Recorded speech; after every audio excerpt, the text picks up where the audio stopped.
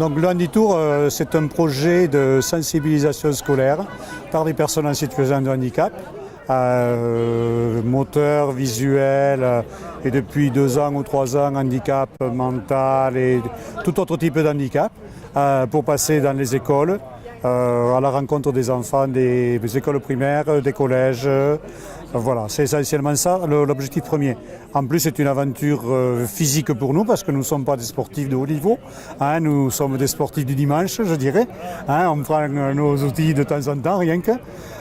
Si pour certains, même, je dirais qu'ils les prennent juste presque le jour du Handitour. Ou guère plus. Ouais, voilà.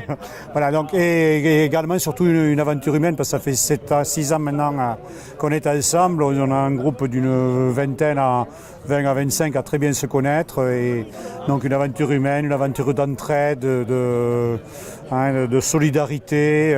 Voilà, tout le monde aide tout le monde. L'objectif c'est que c'est pas une course, il faut que tout le monde arrive. Voilà, et on s'aide dans les moments les plus difficiles.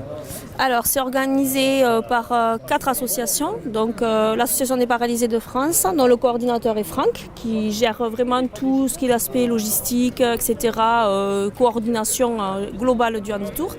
Ensuite, donc, il y a aussi Envol pour les sensibilisations scolaires. Donc en fait, elle passe dans les écoles en amont et elle prépare les enfants à notre venue. Et déjà, pour pas qu'ils soient aussi un peu choqués ou mal à l'aise quand on va arriver et qu'ils se sentent aussi, ils anticipent et préparent notre venue. Ils peuvent faire des chansons, ils peuvent faire des goûters, des dessins pour nous. Il y en a qui nous ont écrit des petits mots en braille. Voilà, donc ils sont préparés à notre venue.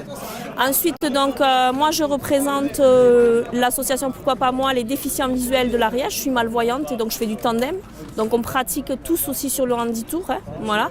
Et aussi je suis la nouvelle présidente du comité départemental handisport de l'Ariège, où c'est que justement montrer que c'est pas parce qu'on a un handicap qu'on peut pas faire du sport et plébisciter ces pratiques-là, car ça fait du bien au moral, à la santé, à tout plein de choses. Et on a depuis 3 ans l'établissement de Pamiers, l'établissement régional d'éducation adaptée, les REA, donc Guy Villeroux, qui participe avec nous. Donc toute l'année, en fait, on fait des ateliers avec eux 1 fois par mois sur la déficience visuelle. Et en fin d'année, ils participent avec nous à Handitour, donc ce soit les 3e. Et là, donc, on a 8 élèves avec nous qui suivent le Handitour. Et ça fait 3 ans qu'on a entre 10 et 12 élèves qui participent et qui font tout le raid vélo avec nous. Ça dure 4 jours, du mardi 30 mai au vendredi 2 juin. Et c'est environ 165 km. Et 1600 mètres de dénivelé positif, voilà pour cette année. Donc c'est un peu plus light que ce qu'on a fait les 2 dernières années, histoire de se reposer un petit peu. Et donc là on est parti hier de Saverdun, on a dormi à Pamiers et aujourd'hui on est passé un petit peu dans les collines, voilà, par Soulaï et Roquefixade avant de redescendre sur Villeneuve-d'Olme et on dort ce soir sur la Vlanée. Demain, on repart par la voie verte en direction de la Bassitude-Lers. Voilà, on va longer un peu le lac de Montbel jusqu'à Mirepoix. Et vendredi, on revient dans le Douctouir, voilà, à travers Tourtrol, Dain, Lieuраc, Roquefort-les-Cascades et on revient sur Foix. Voilà. Cette année, au-delà du groupe un peu principal et de l'EREA qui nous suit maintenant depuis 3 ans, on a différents petits groupes de différents établissements qui viennent un peu goûter au Handitour sur une journée. Donc hier, on avait un petit groupe d'enfants du CESAD de Pamiers qu'on retrouvera demain. Aujourd'hui, on avait un groupe de l'IME de l'Héran qu'on retrouvera aussi demain. Et vendredi, on a un groupe de jeunes de l'IM Pro de Pamiers. 4 jours, c'est déjà un gros boulot d'organisation. Il faut réussir à héberger et puis nourrir une 50aine de personnes, des fois plus. C'est pas toujours évident de trouver des établissements recevant du public qui soient mis aux normes d'accessibilité. Bon, ça avance au fur et à mesure. Ça nous permet aussi à travers cette aventure humaine de parler un petit peu de ces problématiques-là, donc ça c'est assez important. Voilà. C'est une opération qui est montée avec beaucoup de bénévoles, avec des petites associations, voilà, même l'APF qui est une asso nationale en Ariège, c'est tout petit, on est vraiment une équipe de bénévoles et de salariés, on ne tient même pas sur les doigts des 2 mains. Donc on cherche des subventions un petit peu partout, voilà, des appels à fondation.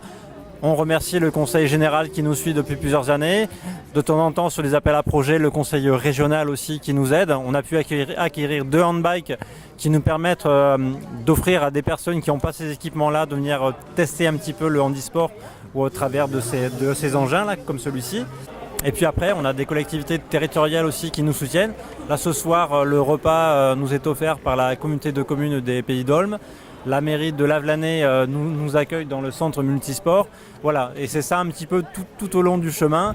Sans la solidarité entre les assos et les collectivités, et puis aussi les artisans et les gens qui nous font à manger ou auprès de qui on se ravitaille, eh bien les choses ne seraient pas possibles. Voilà. D'arriver au bout, on est fiers et en fait on ne sent pas la fatigue parce qu'on est fiers de nous, on l'a fait. Voilà, c'est ce qu'on se dit et les jeunes aussi, vous l'avez fait, c'est 2 jours déjà, moitié, on est à la moitié, ça y est, et on l'a fait quoi. Et ça c'est une fierté.